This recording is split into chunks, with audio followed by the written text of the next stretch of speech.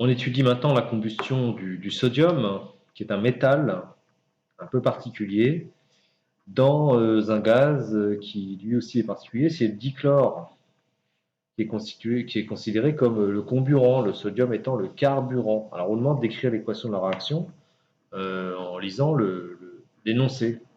Donc les réactifs, on étudie la combustion du sodium dans un gaz, le dichlore, pardon, et on obtient comme produit, on nous l'explique, un solide NaCl.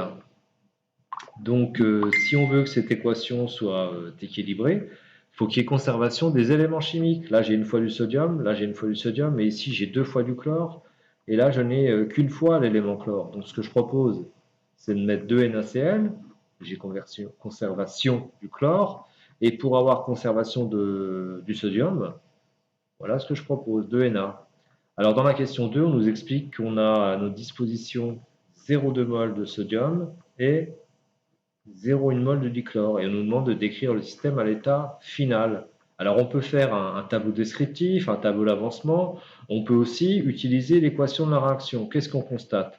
On constate dans l'équation que 2 mols de sodium réagissent avec 1 mol de dichlore. Donc 0,2 mol réagit avec 0,1 mol. Donc à la fin de la réaction, tout le sodium aura réagi et tout le dichlore aura réagi.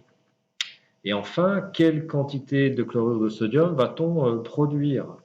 Eh bien, 2 mols de Na réagissent avec 1 mol de Cl2 pour donner 2 mols de NaCl.